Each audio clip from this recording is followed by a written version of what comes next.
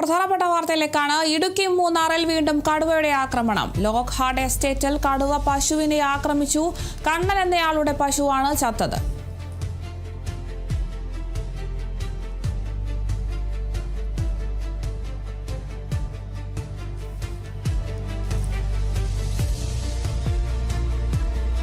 ഇടുക്കി മൂന്നാറിലാണ് വീണ്ടും കടുവയുടെ ആക്രമണം ഉണ്ടായിരിക്കുന്നത്. ലോക്ക്ഹാർട്ട് എസ്റ്റേറ്റിലാണ് ഇത്തരത്തിൽ കടുവ ഇറങ്ങി എന്നൊരു വിവരം ലഭിക്കുന്നത്. കടുവ പശുവിനെ ആക്രമിച്ചു എന്ന വിവരമാണ് ഇപ്പോൾ ലഭിക്കുന്നത്. തോട്ടം തൊഴിലാളികളൊക്കെ വലിയ ആശങ്കയിലാണ്. ഈ കടുവ ഇത്തരത്തിൽ ഇറങ്ങി ജനവാസ മേഖലയിലേക്ക് ഇറങ്ങി എന്ന് പറയുമ്പോൾ തന്നെ വലിയൊരു ആശങ്ക തന്നെയാണ് തോട്ടം തൊഴിലാളികൾക്കുള്ളത്.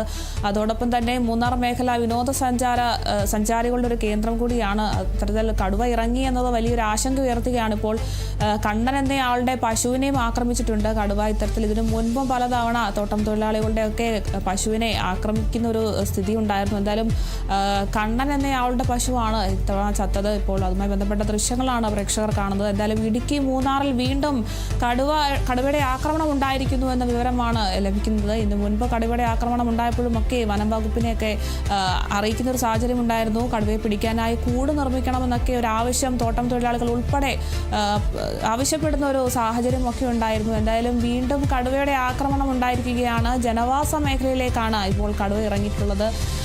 ലോക്ക്ഹാർട്ട് എസ്റ്റേറ്റിൽ കടുവ പശുവിനെ ആക്രമിച്ചിരിക്കുകയാണ്. കണ്ണൻ എന്നയാളുടെ പശുവിൻ ആണ് ഇത്തരത്തിൽ കടുവയുടെ ആക്രമണത്തിൽ ചത്തത്. എന്തായാലും ഇടുക്കി മൂന്നാറിൽ വീണ്ടും കടുവയുടെ ആക്രമണം ഉണ്ടായിരിക്കുകയാണ്.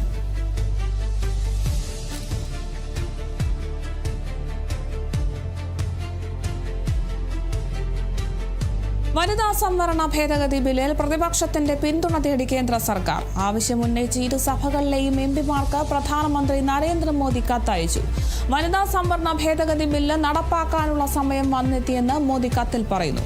2029 ലോക്സഭാ തിരഞ്ഞെടുപ്പുകളിലും നിയമസഭാ തിരഞ്ഞെടുപ്പുകളിലും വനിതാ സംവരണം നടപ്പാക്കണം. നമ്മുടെ രാജ്യത്തെ സ്ത്രീകളോടുള്ള ഒരു പ്രധാന ഉത്തരവാദിത്തത്തിന്റെ പൂർത്തീകരണമായിരിക്കും നിങ്ങളുടെ പിന്തുണ. മോദി അയച്ച കത്തിൽ ഇപ്രകാരമാണ് പറയുന്നത്. പാർട്ടിയെയോ വ്യക്തിയെയോ നോക്കാതെ പാർലമെന്റിൽ വനിതാ സംവരണം പാസാക്കേണ്ടതുണ്ടെന്നും കത്തിൽ പറയുന്നു.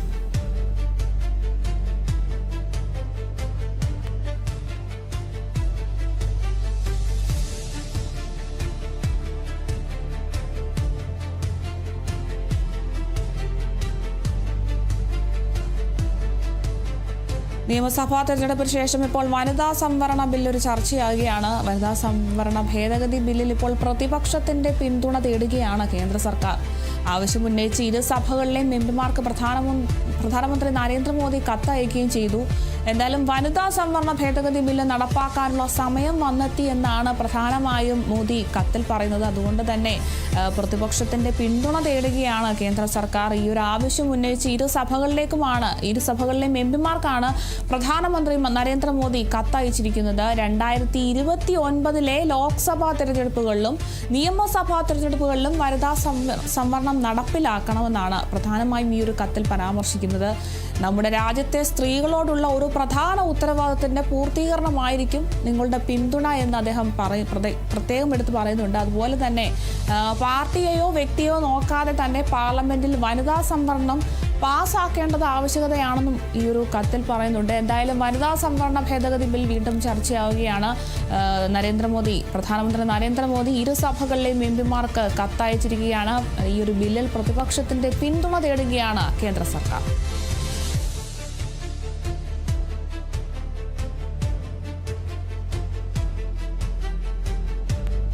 കായംകുളത്ത് വാഹനാപകടത്തിൽ പരിക്കേറ്റ യുവതിക്ക് നേരെ ലൈംഗികാതിക്രമം. യുവതിയെ ആശുപത്രിയിലേക്ക് മാറ്റുന്നതിനിടെയാണ് അതിക്രമമുണ്ടായത്. ഈ മാസം 4-നായിരുന്നു സംഭവം. വ്യാപാരി വ്യവസായി ഏകോപന സമിതി കായംകുളം യൂണിറ്റ് പ്രസിഡന്റ് സിനിൽ സബാദിനെതിരെയാണ് കേസ്. സംഭവം പുറത്തു പറയരുതെന്നും ഭീഷണിപ്പെടുത്തിയെന്നും പരാതിയിൽ നിന്ന് പിന്മാറാൻ ലക്ഷങ്ങൾ വാഗ്ദാനം ചെയ്തെന്നും യുവതി പറഞ്ഞു.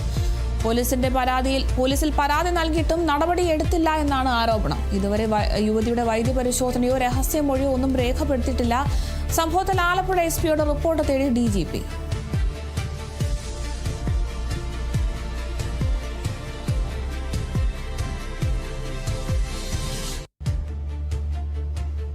ഒരു ഗുരുതരമായ ഒരു ആരോപണമാണ് അല്ലെങ്കിൽ ഒരു വാർത്തയാണ് ഇപ്പോൾ ലഭിക്കുന്നത്. കായംകുളത്താണ് ഈ ഒരു സംഭവം ഉണ്ടായിരിക്കുന്നത്. വാഹനാപകടത്തിൽ പരിക്കേറ്റ യുവതിയെയാണ് ലൈംഗിക അതിക്രമത്തിന് ഇരയാക്കിയിരിക്കുന്നത്. യുവതിയെ ആശുപത്രിയിലേക്ക് മാറ്റുന്നതിനിടെ ഇത്തരത്തിൽ ലൈംഗിക അതിക്രമം നടത്തുകയായിരുന്നു. ഈ മാസം 4-നാണ് ഇത്തരത്തിലൊരു സംഭവം ഉണ്ടായിരിക്കുന്നത്. വ്യാപാരി വ്യവസായ ഏകോപന സമിതി കായംകുളം യൂണിറ്റ് പ്രസിഡന്റായിട്ടുള്ള സനിൽ സബാദിനെതിരെയാണ് ഇപ്പോൾ കേസെടുത്തിരിക്കുന്നത്. ഈ ഒരു സംഭവം പുറത്തു പറയരുതെന്ന് പറഞ്ഞ് ഇയാൾ ഭീഷണിപ്പെടുത്തിയെന്നും പരാതിയിൽ നിന്ന് പിന്മാറാൻ ലക്ഷങ്ങൾ വാഗ്ദാനം ചെയ്തെന്നുമാണ് യുവതി പ്രതികരിച്ചിരിക്കുന്നത്. പോലീസിൽ പരാതി നൽകിയിട്ടും നടപടി എടുത്തിട്ടില്ല എന്നും ആരോപണമുണ്ട്. എന്തായാലും ഇതുവരെ യുവതിയുടെ വൈദ്യപരിശോധനയോ രഹസ്യമൊഴികളോ ഒന്നും രേഖപ്പെടുത്തിയിട്ടില്ല.